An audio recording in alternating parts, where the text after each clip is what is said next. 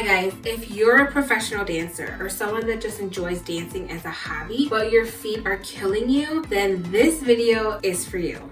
Hi everyone, it's me, Dr. Nooreen, your resident foot and ankle specialist, and welcome back to my channel.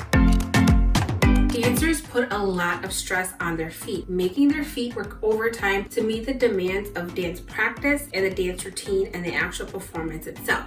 Your feet are built from many small bones that are held together by ligaments and tendons, and they function together to give your foot an arch and allow you to be able to dance on them and even allow you to put all of your weight on the tips of your toes. They are incredible, amazing machines, but they do have a tipping point. You can only put your feet through so much before they start to cause you pain. So what can dancers do to minimize their pain and discomfort with their feet? Well, in today's video, that's what we're gonna address. So the rest of this video are basically going to be tips for dancers to help relieve the pain in their feet. Alright guys, tip number 1, make sure to ice and elevate your feet after every single practice. Even if your feet might not be painful at that moment, definitely make sure to ice and elevate because it will allow your feet to decrease the amount of swelling that's happening in them, because the elevation will help push blood back towards your heart and the icing will help decrease the inflammation from the demand that you just put on your feet. Tip number 2,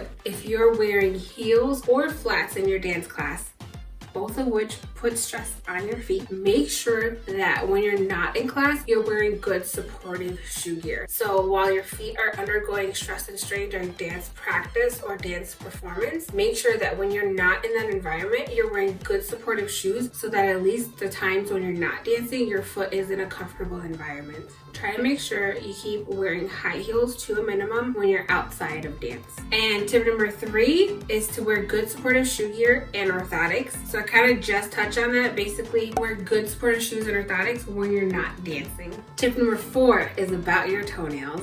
Make sure to keep your toenails cut straight across and short to decrease the occurrence of ingrowns and to decrease the chance of your toenails adding added pressure to your feet within your dance shoes. Tip number 5, make sure you stretch out your calves before you start dancing and make sure that those posterior muscle groups in your legs are stretched out and not too tight, because as you guys know from all my other videos, a tight calf muscle leads to a lot of pathology in the foot and ankle. And if you're wondering about what stretches to do, go check out my other video where I give you 3 specific stretches to do that can really help loosen up your calf muscles. Tip number 5, stretch those calf muscles. Tip number 6, make sure your dance shoes are fitted by a professional and they fit you properly. Tip number 7, if it's possible, make sure you spread out your dance classes and that you give your body time to rest. Tip number 8, manually massage your feet whenever possible. And